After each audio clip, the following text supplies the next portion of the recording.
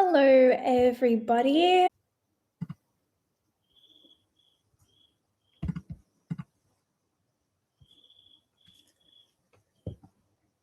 Testing. Is there anyone there? Ooh.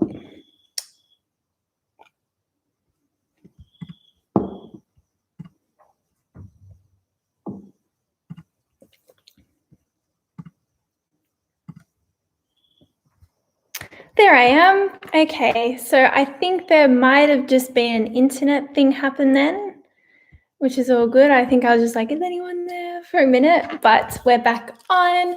That's really great.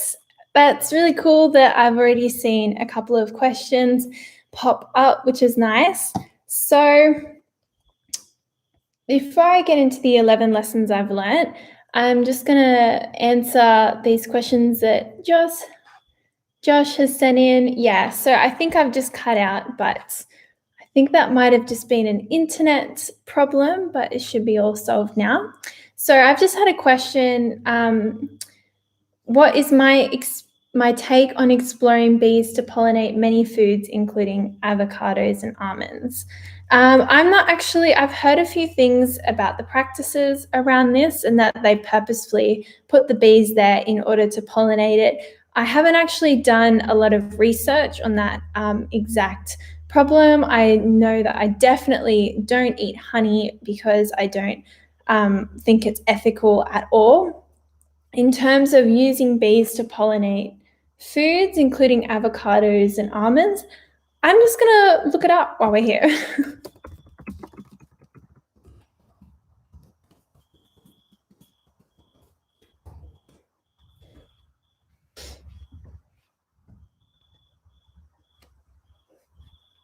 So I've just found an article, should vegans avoid avocados and almonds?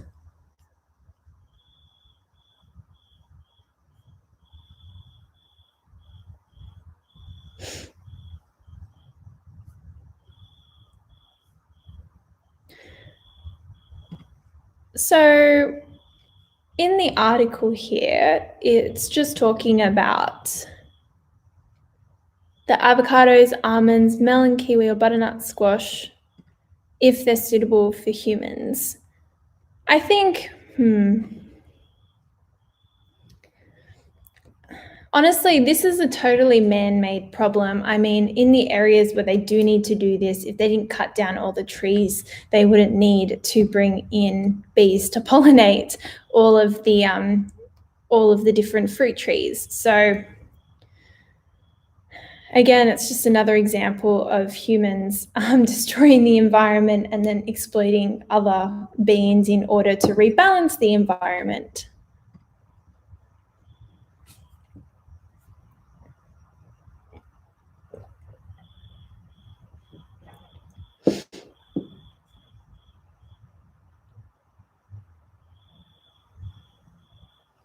So in the defense for eating avocados, this particular article, I'm just skim reading it at the moment. I might have a more thorough look at this later. So I've just got a comment in that because some farms have used so many pesticides that the native bees are dying and there aren't enough to pollinate the crops. So yeah, it's a totally human-made problem. In this article, it does say that some of these practices can be totally like a super uncommon, like the UK.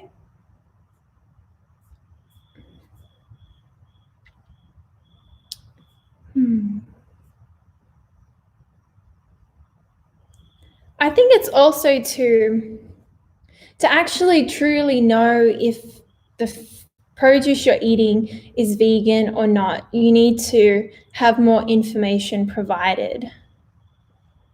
So they bring in apiarists, beekeepers to pollinate. So it's big business.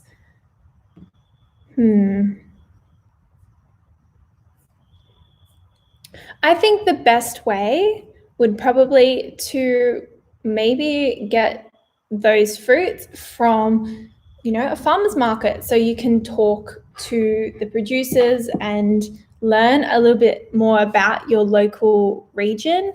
I mean, it's very hard in Woolworths to actually, understand the practices of the certain, big corporations you're buying from.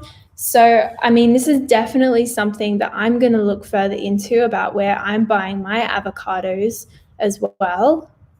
So that's definitely a really great point. And this actually ties into one of my points for my 11 lessons is that being vegan is a constant learning process. And this is something I'm definitely going to continue learning about.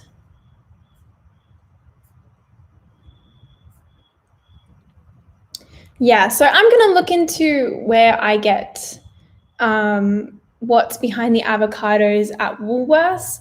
I know there's probably some vegans in the city, maybe they don't have time to look into all this stuff, but we can all be more aware about what we're purchasing. I am not for honey, and I'm definitely, not for this either. This is actually pretty crazy. I just think it's so messed up that, humans wreck the environments and the natural environments, and then just something that should normally be vegan is kind of twisted and warped into this, machine-like business, which is crazy. And I'm going to keep looking this up. This is just, it's nuts. The world we live in is nuts. It's not a very vegan-friendly world. And sometimes, we've just got to do our best. And this is something I'm definitely going to look into further. And his other question is, why is date syrup the least processed natural sweetener compared to other syrups? Just straight off the bat, in general, sweeteners aren't whole foods. Like, in general, aren't really whole foods. My overalls are so messed up today. I think it's because of the way I'm sitting. And I think I need to tighten the other one up. But yeah, so I would argue date syrup is the least processed natural sweetener, because generally in the process it's just boiled down into a syrup and it retains a lot of its other nutrients. Whereas for things like cane sugar, it's like stripped of all of this other stuff as well.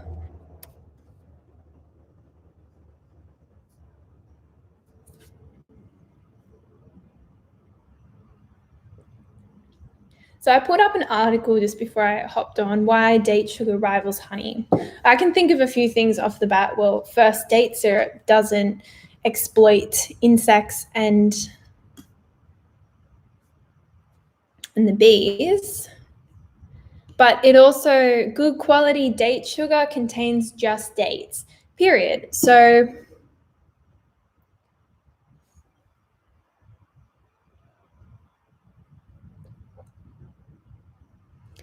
just here it says, dates fresh and dried are traditional food with a long history of consumption. As mentioned above, cultivation of dates goes back at least 6,000 years, as does their preservation and processing.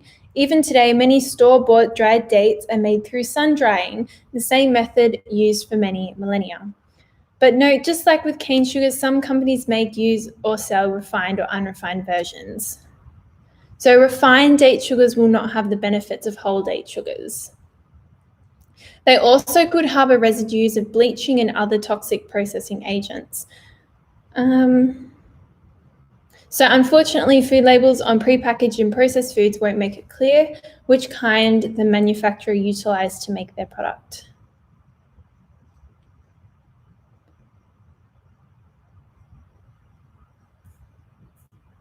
So I think this is just talking about date sugar. Date syrup. How is date syrup?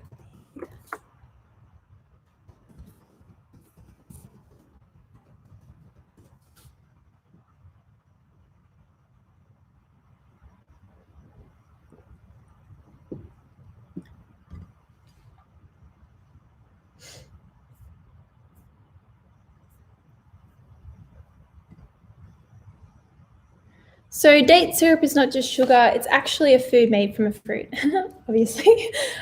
Date syrup is low on the glycemic index, and apparently that's been verified by a clinical study, and I'm on some random blog site. So, I mean, take everything with a grain of salt that I say here. So yeah, it's lower in fructose than most sweeteners, and it is packed with nutrients like magnesium, phosphorus, and zinc. It also has an antioxidant level that's the same as maca or raspberries, making it the most nutritionally dense sweetener out there. The potassium in date syrup actually helps your body slowly absorb and regulate sugar in the bloodstream. So that is why date syrup is the best natural sweetener.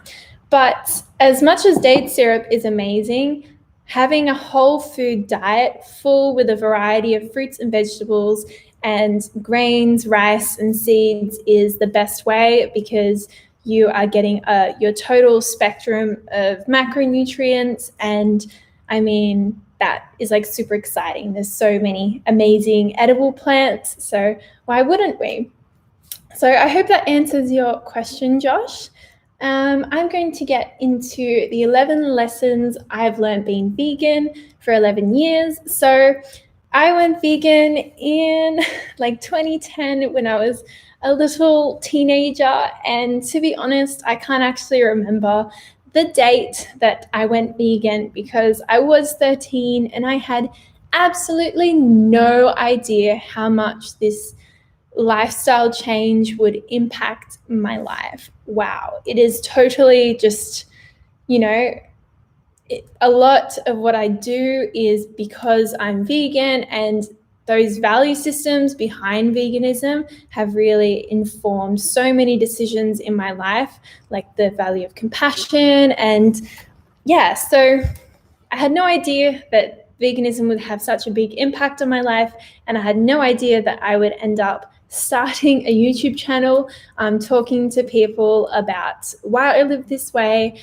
and why it's so amazing for the animals and the environment.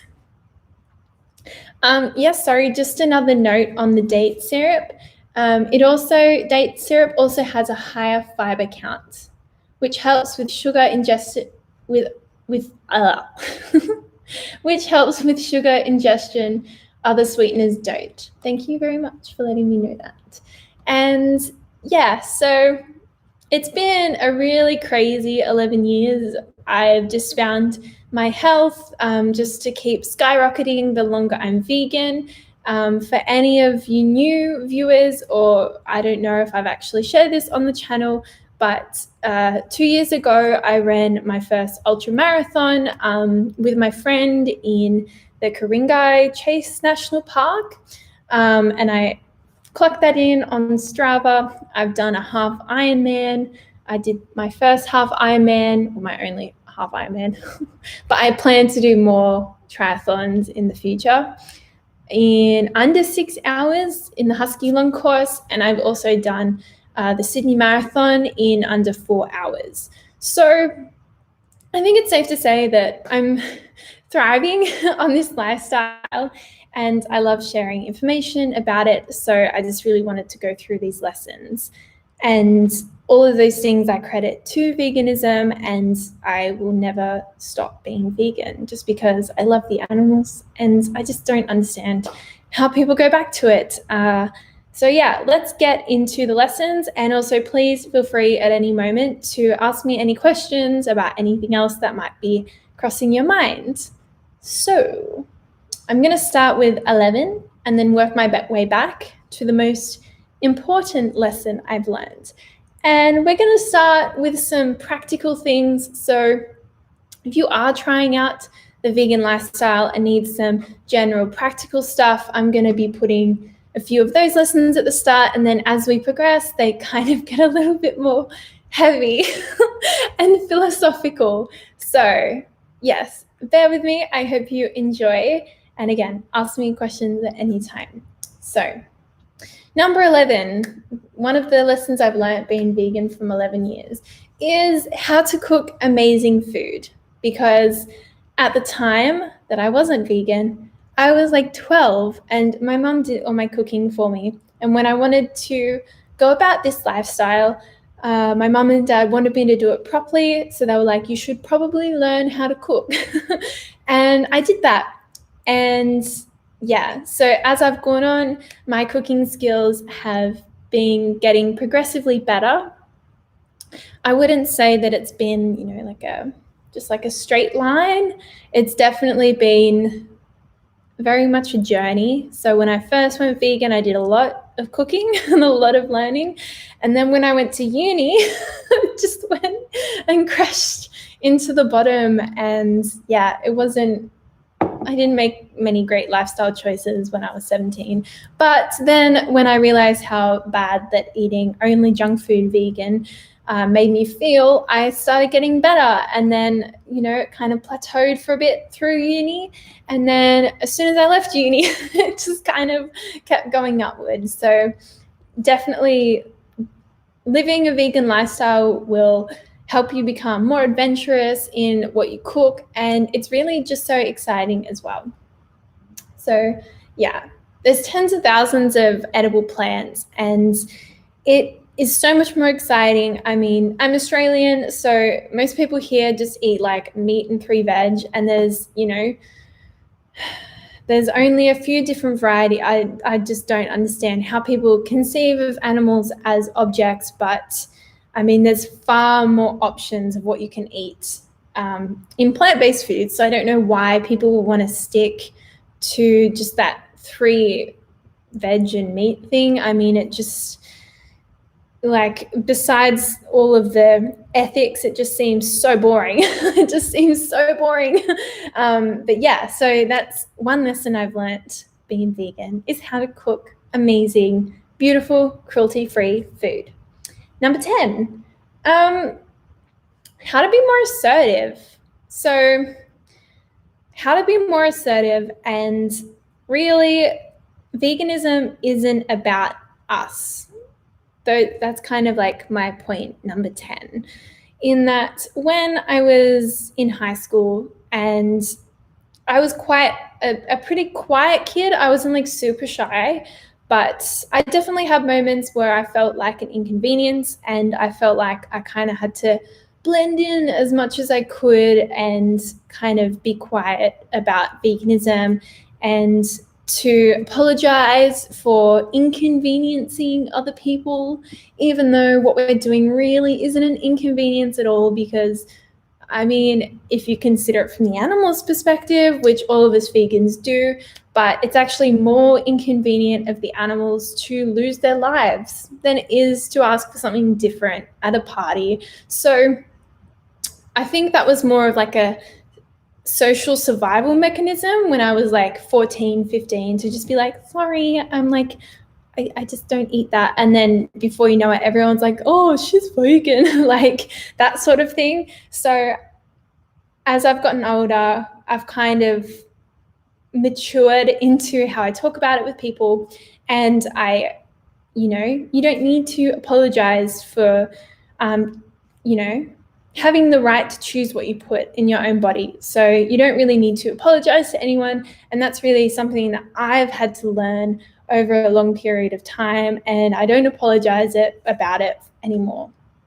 So yeah, it's really not about us. It's about the animals. And, it's not about inconveniencing people at a party. So point number 9. Oh, this one, okay. Actually, it does get deeper quicker. I think I moved the points around. But point number 9 is people's issues with you being vegan isn't actually about you. It's about them. And they don't have a problem with you personally. It's actually just you being someone different reflects or triggers them and their own issues.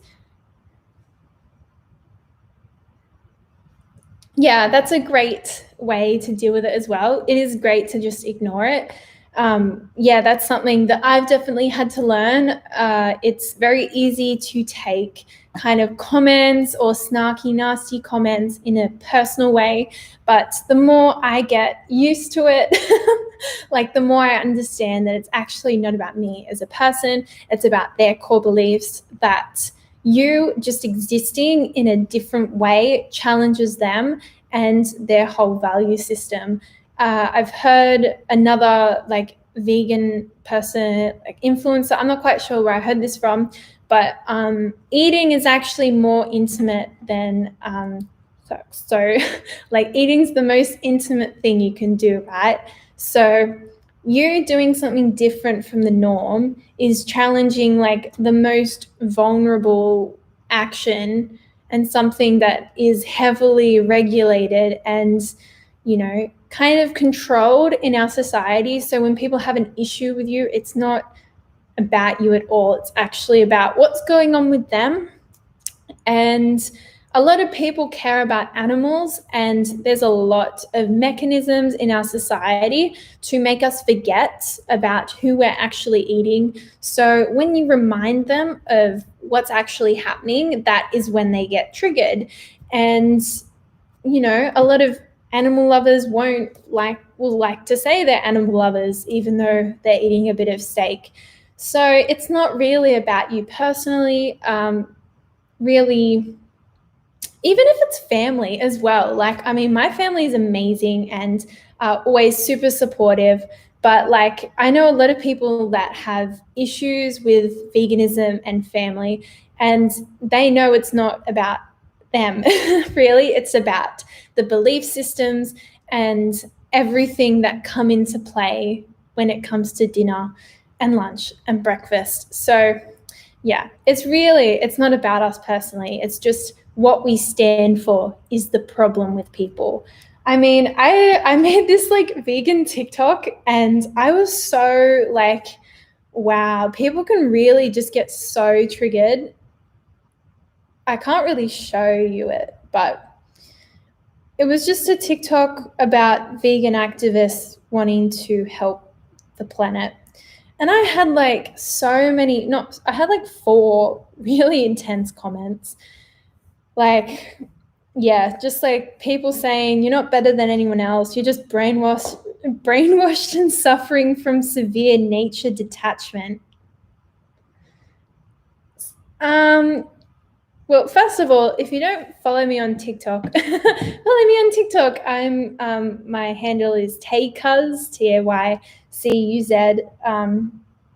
If anyone wants to help me out in the comments, that'd be great. But yeah, so I just found it entertaining that I'm the one that's detached from nature. I mean, because I'm the one thinking about what's happening to the animals. Yeah, and then I put like, it was to do with the trend, like this little star thing, animal rights activists, and then someone's written losers like in place of that. So I was like, oh, yep, losers caring about the environment. And then, you know, I don't know if anyone thinks this is entertaining. I found it so entertaining. I think it's funny, like that just, you know, challenging the mainstream, this is what you get in return. And I just had another really horrible comment, like, all your vegan food waste is fed to the cows that I throw on the barbecue. Charming. Aren't people just charming sometimes? Wow. Yeah, so it's not about you. It's about them. I don't know those people. It didn't matter if I did know them. It's so not about you. Number 8. Okay, let's go back into some more practical things. I don't want to scare off any new vegans. Yeah, so number 8, how to read shopping labels. So my tip for new vegans is just to always read the labels.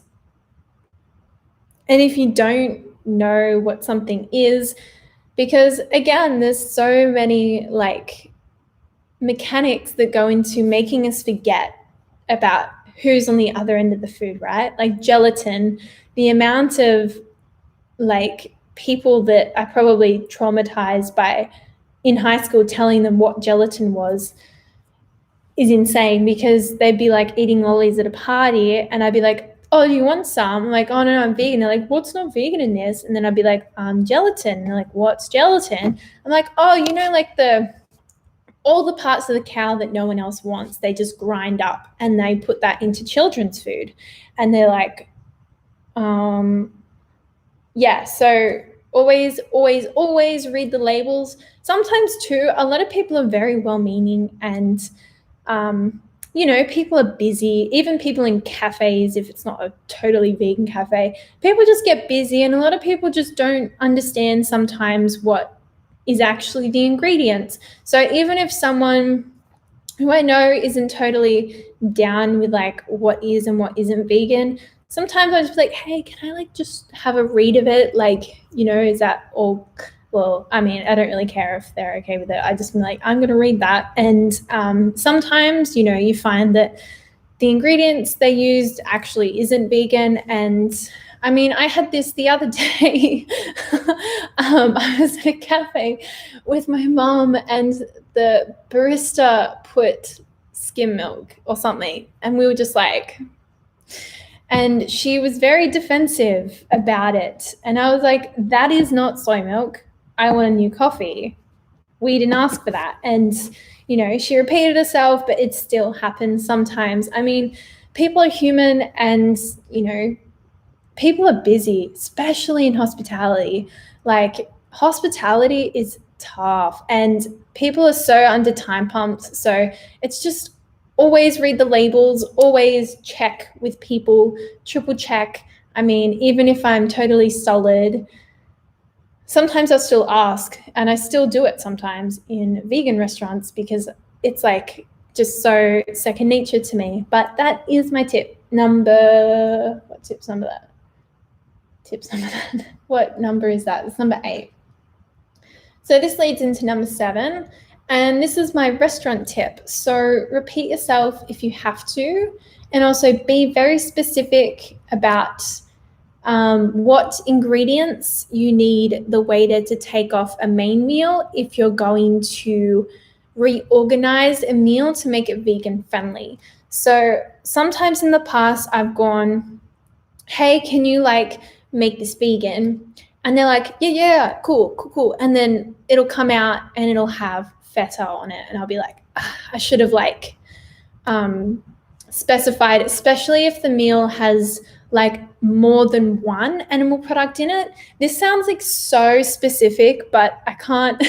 Over the length of time that I've been vegan, it's happened like a few times where you'll write down, I want it vegan, and then they'll just put no cheese, but then it'll come with honey on it or something like that. Like even granola has honey in it sometimes. And if you say vegan, they might give you like soy milk, but then they'll put honey on it. So this is like, I don't know, to any new vegans, this might seem so oddly specific, but in a lot of, depending on where you are in the world and people's general awareness, it can be like you have to get very specific and repeat yourself sometimes. So just do that. And you can usually tell by the vibe generally. I don't know if anyone else gets that too, but like, I mean, sometimes I'm just like, okay, I'm going to have to repeat myself, especially when by the way they react, when you're like, can I have it vegan? If they kind of laugh, you're like, okay, I'm going to have to double check this. But so that's point number 7.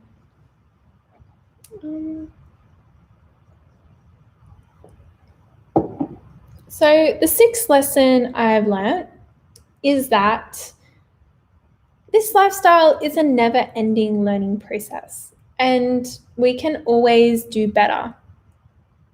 It's not about perfection, and me starting this lifestyle has led to an awakening in many other areas of my life as well. So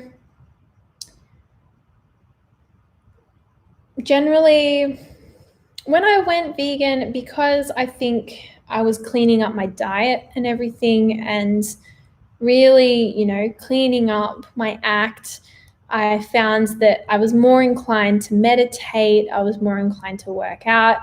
And just by getting your food right, it really becomes like a domino effect in a really positive way for other people. I don't know if there's any other vegans out there watching this that have found that as well. Let me know in the comments.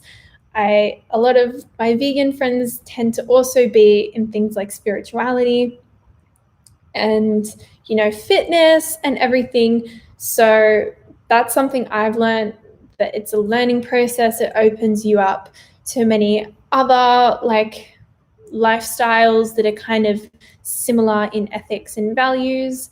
And yeah, and in terms of like we can always do better, is that we don't live in a world that's really conducive to living a vegan lifestyle, and we can always do better, and we're always, sometimes we're going to make mistakes, and that's totally okay. It's about the intention of doing what we can to minimize the suffering of all beings and stuff. So yeah, definitely that's something I've learnt.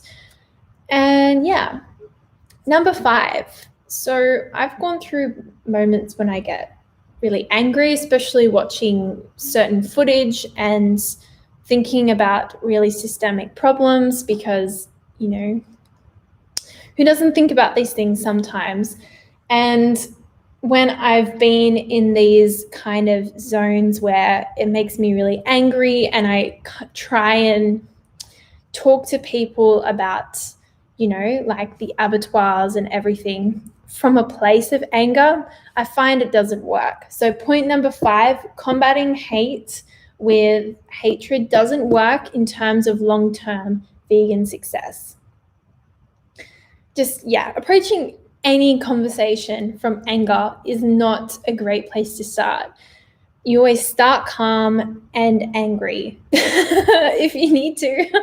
So like, especially if we're kind of, flying the banner of veganism about compassion, you need to be kind, compassionate, and patient when talking to people, because if we're saying we're all compassionate and everything, and then we have a conversation, we're like, you're an evil person. Well, I mean, that just defeats the whole purpose of what we're trying to strive for. So what we need is understanding and the Socratic method.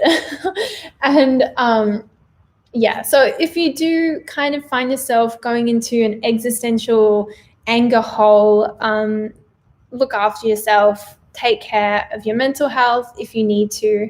A lot of activism work can be full on, so you need to really take care of yourself, make sure you're in a good mental space before doing those sorts of things, because I've definitely seen it with some people where they don't take care of themselves, and it's actually doing a disservice to them and the movement. And I honestly think that the healthier we are as people, the more we're going to shine our light. That's why I make videos. I really like taking care of myself, and I like working out my creativity, because that is, I find, the most sustainable method for me to talk about this and to help other people get a different perspective on how we can do things differently and build a better world together. So that's why I'm out here. And so combating like anger with anger, that happens a lot when you're trying to talk with someone who's got an opposing view to you on the world.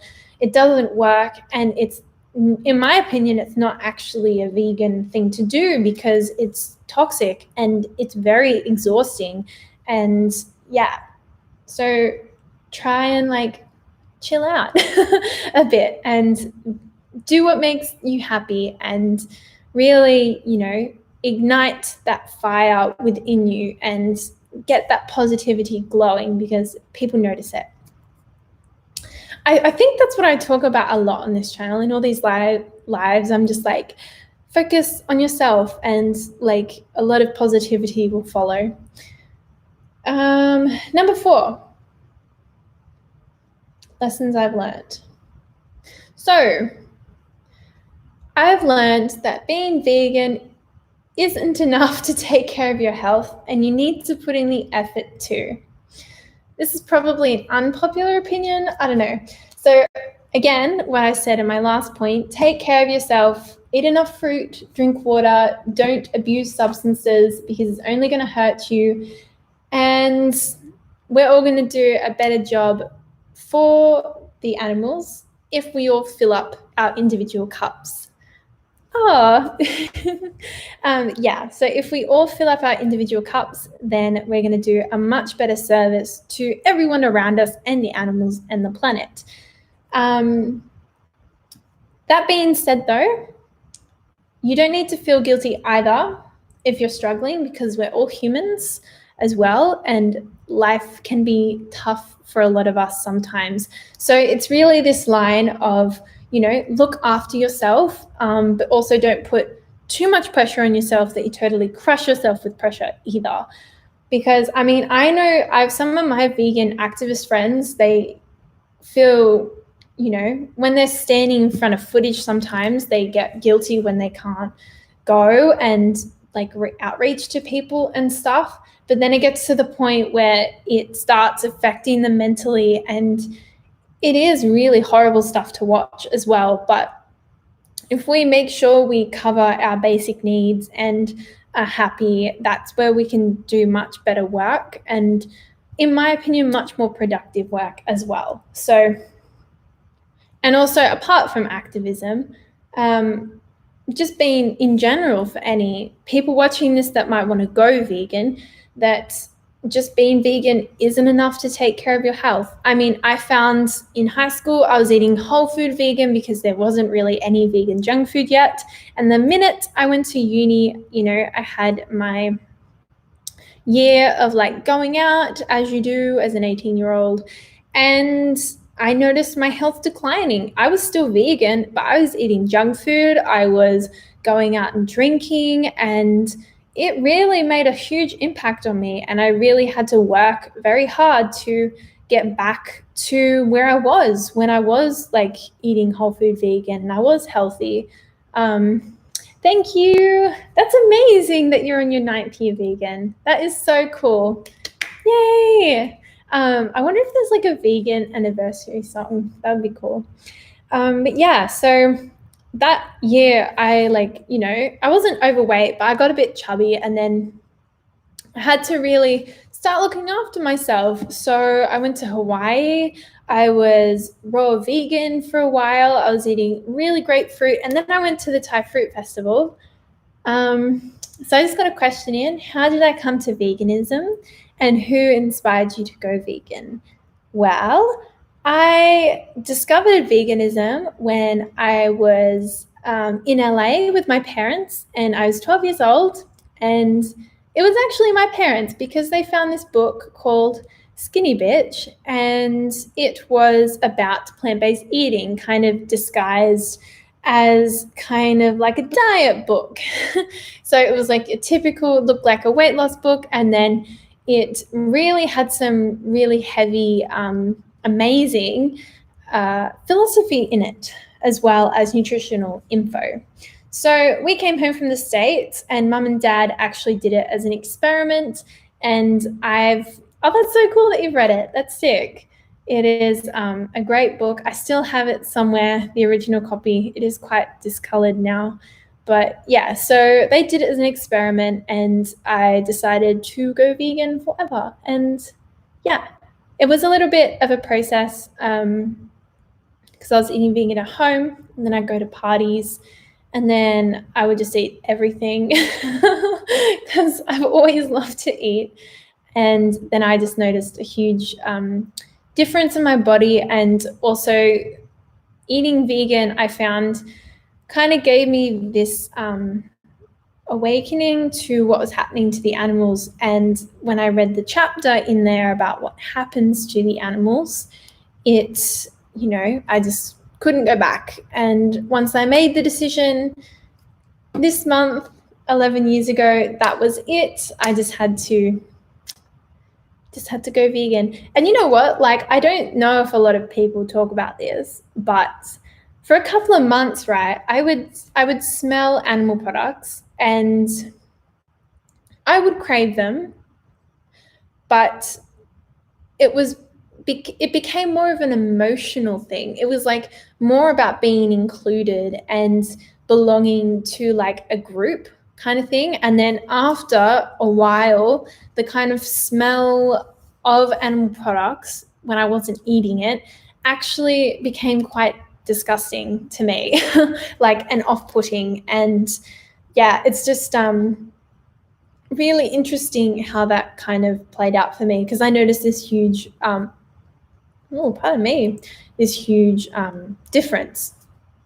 So that is how I came to veganism. And number 3. So my third, we're getting deeper and deeper into my thoughts. So my third lesson I've learned just by being vegan is just because they're vegan doesn't mean they're a nice person. And just because they're not vegan means they're an evil person.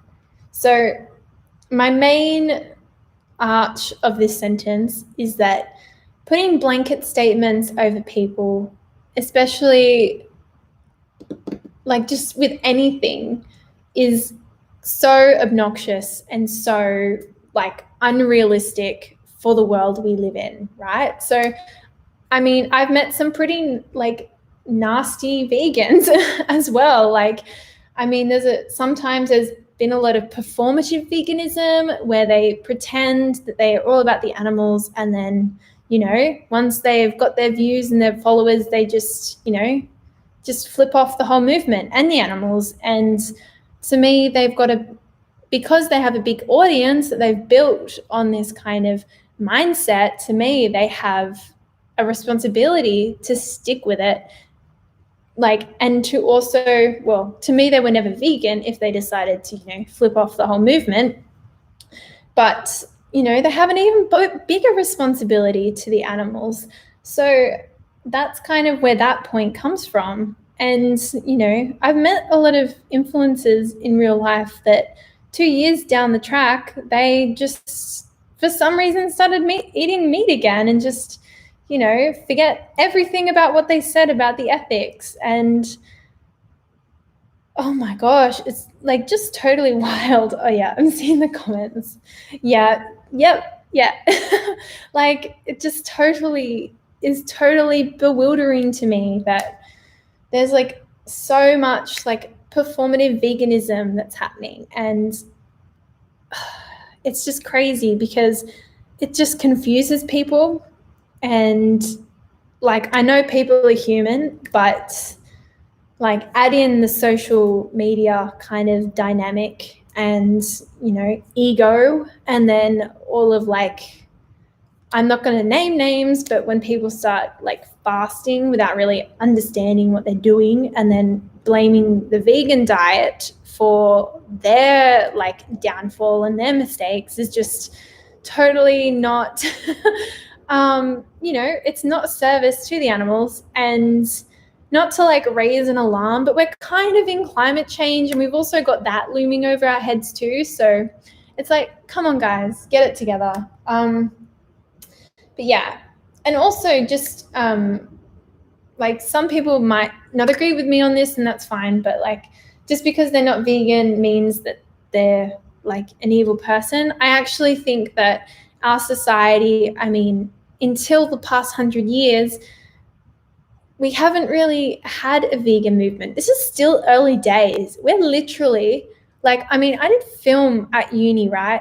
There are so many ideological mechanisms holding us back from so many like ideas and exploring ideas, because a lot of media is to, give us like little ideological suggestions. And from what I've witnessed, these are like, maybe I'll make a film essay about it one day, but from what I observe is that vegans tend to be characterized as either like vegan, vegetarian, as like kind of overly sensitive, stupid, or just downright like arrogant. And there's a lot of like hate directed towards those characters in a lot of film and ads.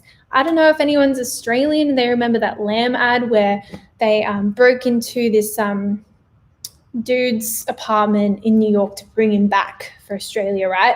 And he said, no, I'm vegan. So then they just like get a fire torch and light up his apartment. And I remember there was a huge outrage about that. And it just kind of, shows there are so many like media, like corporations and all of these ideas that are getting put into people's heads to kind of reject what this whole movement's about. So that's why I don't think it's always useful to blame individuals for how they've been raised. And I think we have a lot in terms of progress to go with changing these ideas, which is why I make these videos. I want to create a counterpoint to the mainstream narrative. I want to, represent I want to help the animals, and I think that the more we can, put good content out into the world, I think that's going to be so beneficial for the animals. So yeah, it's not, there's also some people that deliberately hurt animals, and I think that's it. Well, it's obviously evil. So, you can't make a blanket statement. It's very case by case. There's a lot of inequality in the world too. So some people just don't have food, and then it becomes, contextual. So in the first world, I think, people have a lot more responsibility, especially if they have a lot of privilege, if they have a lot of media presence, and, we've got a long way to go. It's still early days for the movement. We've grown a lot, and, I've seen so much happen in the past 11 years that it makes me hopeful. So yeah, let's all stick together and, continue to try and do our best as well. So that's my little tangent for number 3.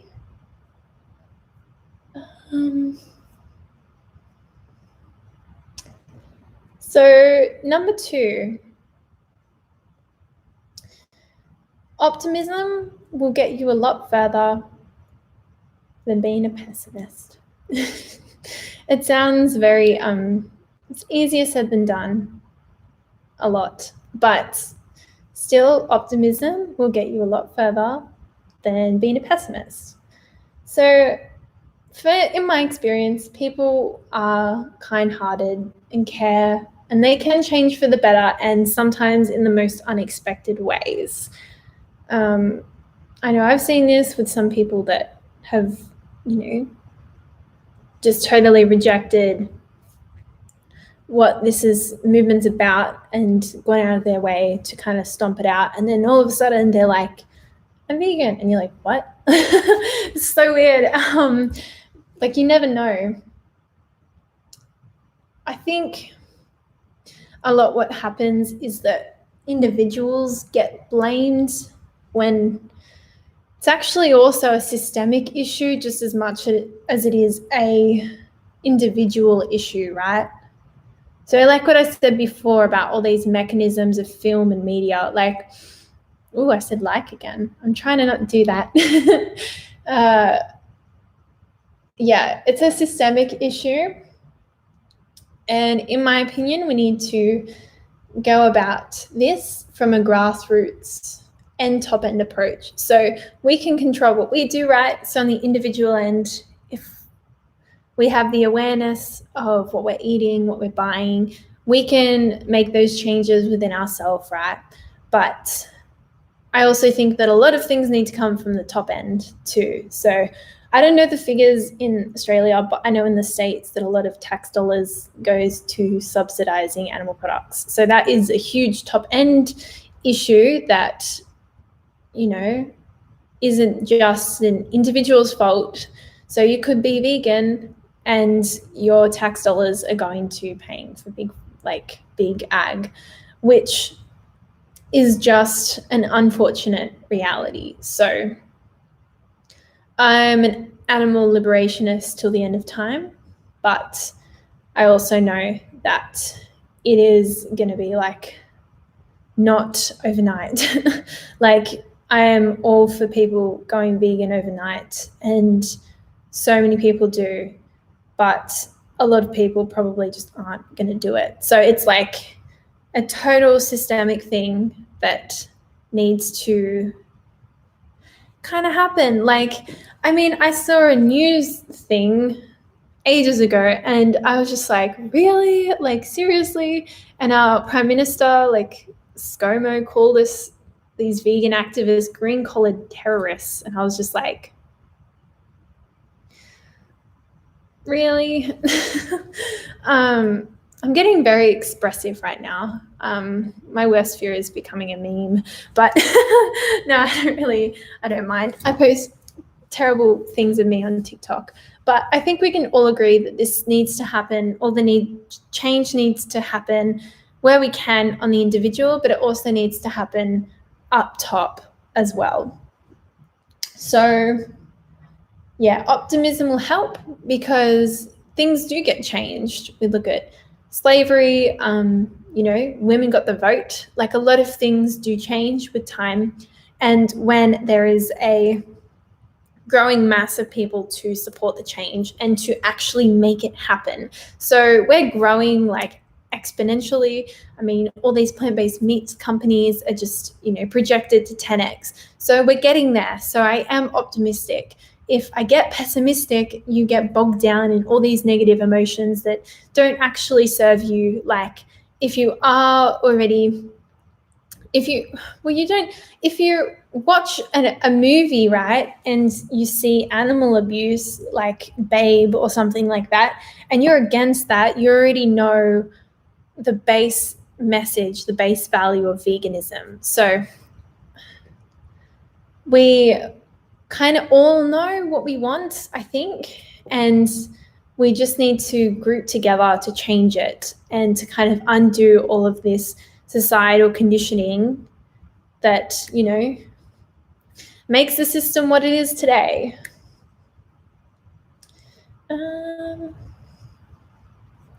So in my notes, I just wrote, we need to go to the top as well to really get the results we want. I think the Animal Justice Party in Australia is a great example of that.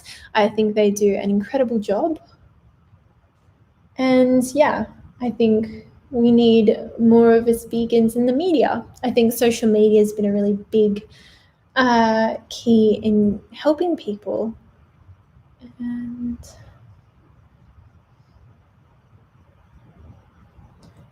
so I find when I'm optimistic, I am much more productive. Yes. And I also limit, like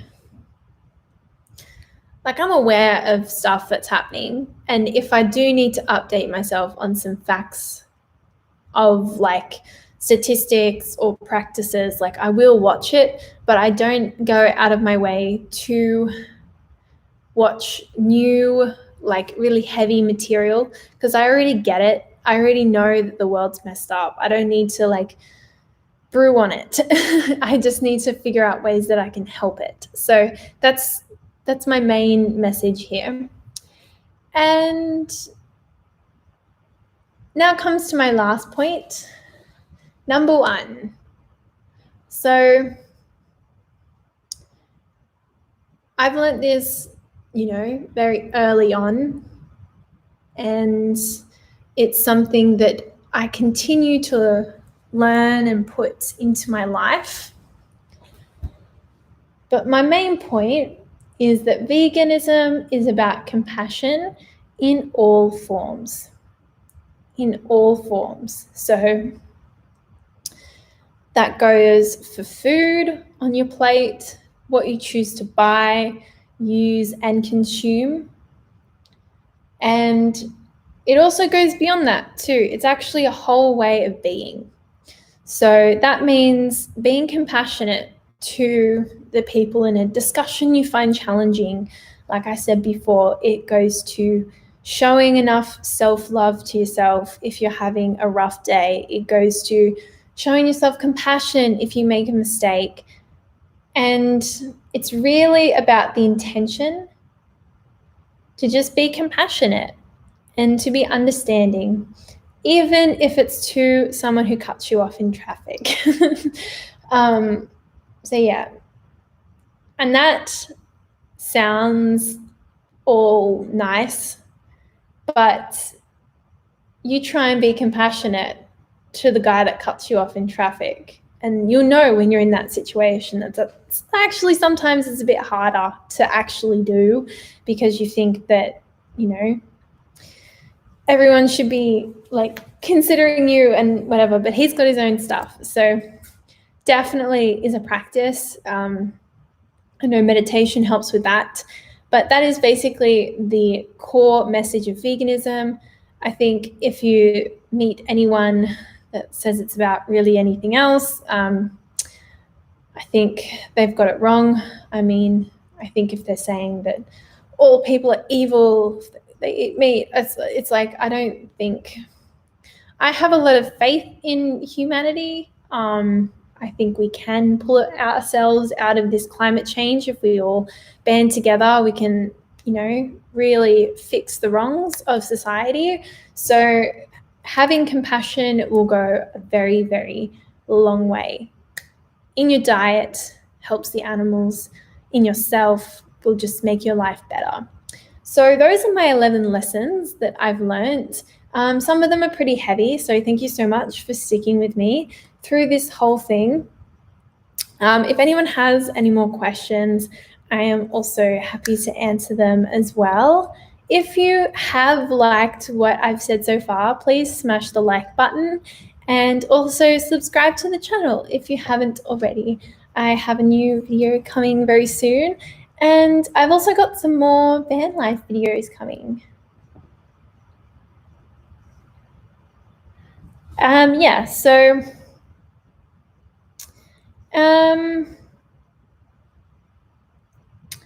I find it really unfortunate that medications are tested on animals. I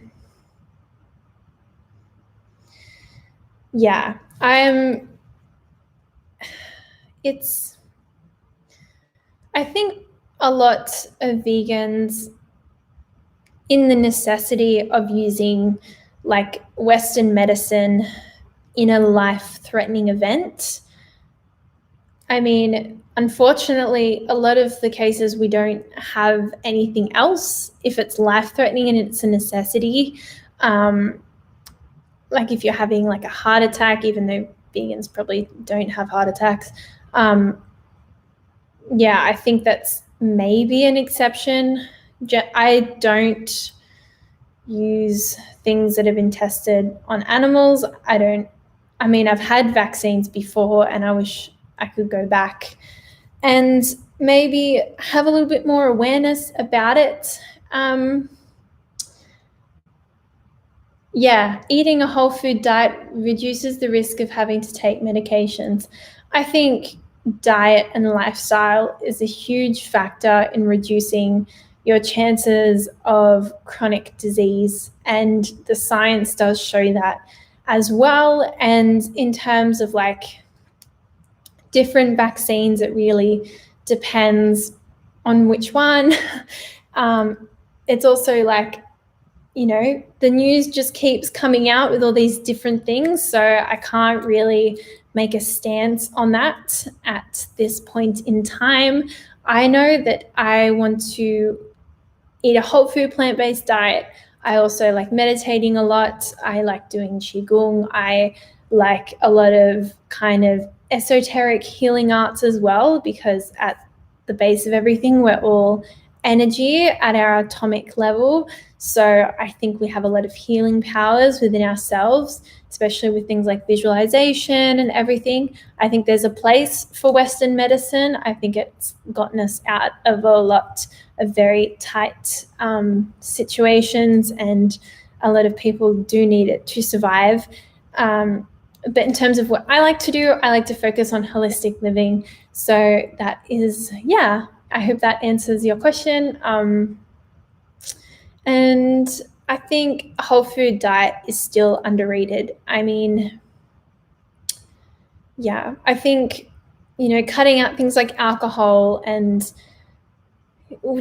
like things like that are just so commonplace in our society, but actually cause the most problems. I think alcohol is a huge, huge problem in Australia, and it's a huge problem in so many areas of the world. I think that's actually something that needs to be a priority in terms of like, I just couldn't believe probably the alcohol consumption during lockdown just went through the roof. So I think actually that's a huge issue that needs to be addressed.